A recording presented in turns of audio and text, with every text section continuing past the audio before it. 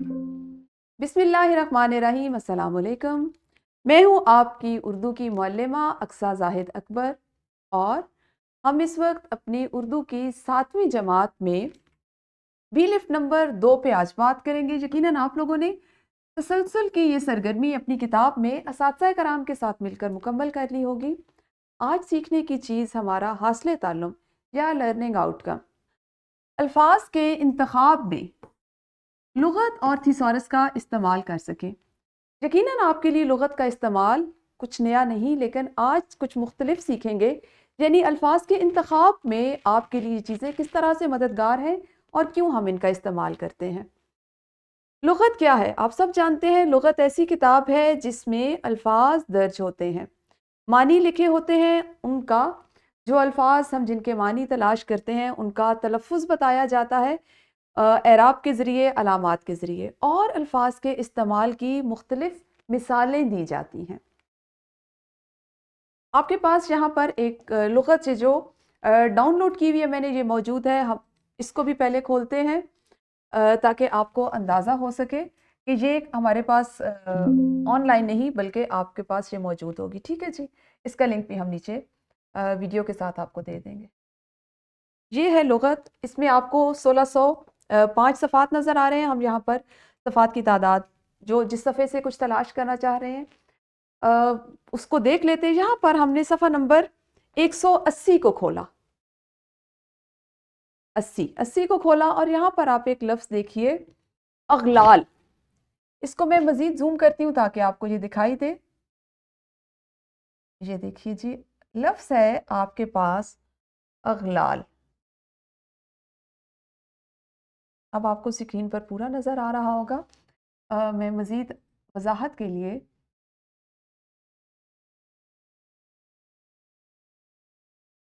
आपको ये देखिए, ये लफ्ज़ है जी अगलाल। ज़बर अलिफ, ये देखें अलिफ के ऊपर ज़बर की अलामत, जज़म गैन, गैन जो है वो साकिन पढ़ा जाएगा अग, जमा के तौर पर इस्तेमाल होता है और मुज़क्कर के तौर पर ये लफ्ज़ इस्तेमाल होता है। ये तमाम तफासील किसी की भी लुग़त में मौजूद होती हैं। और फिर उसके बाद इसका मानी लिखा हुआ है, और मानी है लोहे के तोक जो कैदियों या गुलामों को पहनाए जाते थे, क़ुयूद और बंदिशें, जब हम इस लफ्ज़ को इस्तेमाल करते हैं।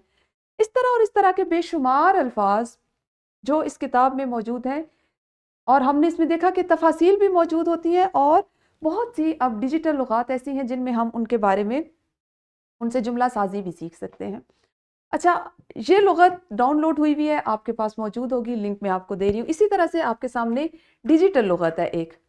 इस लुग़त में हम अगर लिखें कोई भी लफ्ज़, जैसे हम लिख लेते हैं मेहनत, तो आप मेहनत से मुतल्लिका अल्फाज को इस तरह से तलाश करेंगे, आपको इसकी तमाम तफासील नज़र आएंगी। मेहनत, अगर आप इस पे इसको मुंतखब करेंगे तो मेहनत का जो दुरुस्त तलफ़ुज़ है, अदाई है, वो सुनाई देगा।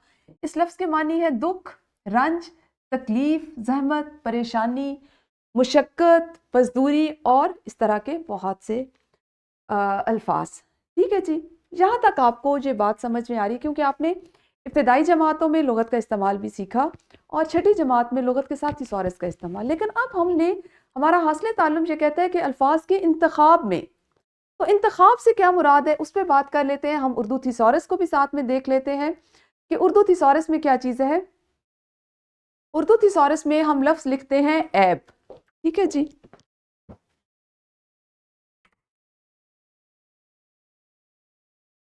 लफ्ज़ लिखा हमने ऐब।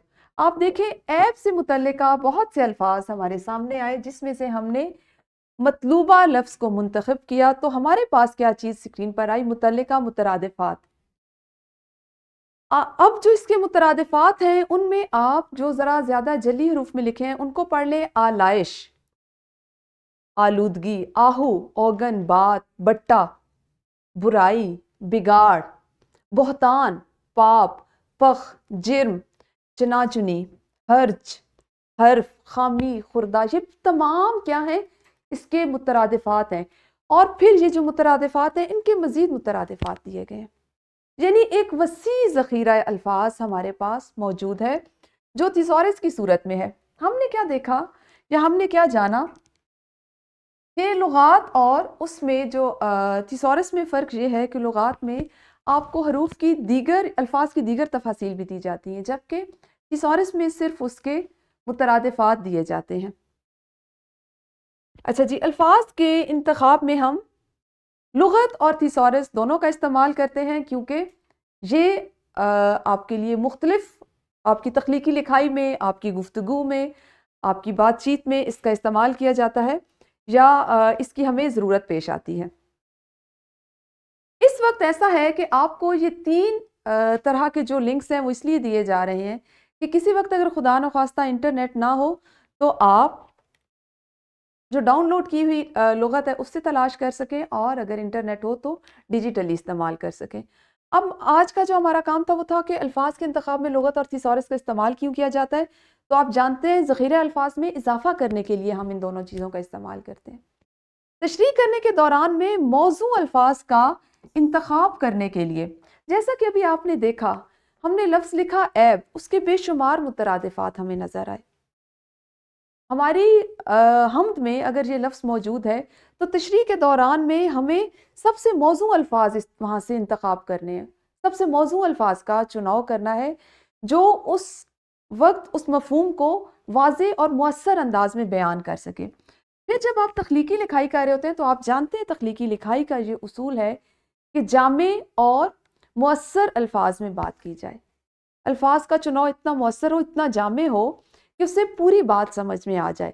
تو لغت اور تھیسورس کا اب ہم استعمال اس مقصد کے لیے کریں گے کہ ہم بے شمار الفاظ جو معنی کی صورت میں ہو، جو مترادفات کی صورت میں ہو، ان سے اپنی مرضی کے الفاظ کا انتخاب کر کے اپنی عبارت، تشریح، مضمون، مکالمہ کچھ بھی لکھ سکیں۔ کتابوں میں مرکزیت کی ذیل میں لغت اور تھیسورس کی تعریف دی گئی ہے، آپ اس کو دیکھ لیجئے، اور اس کے بعد آپ کریں گے ہمیشہ کی طرح تدریسی جانچ آپ کی ہوگی کہ آپ نے آج کیا سیکھا۔ تدریسی جانچ کے لیے ہم حمد کی طرف لوٹیں گے اور آپ اپنے کتابوں پر اس تدریسی جانچ کو مکمل کریں گے۔ اس کا کچھ حصہ کتاب تمرین و جائزہ میں دیا گیا ہے، آپ وہ کریں گے کمرہ جماعت میں ہی، اور گھر کے لیے آپ کو نکھار کے یہ جو سوالات یا سرگرمیاں دی گئی ہیں ان کو مکمل کر کے لائیے گا۔ اپنا بہت خیال رکھیں۔ اللہ حافظ، شکریہ۔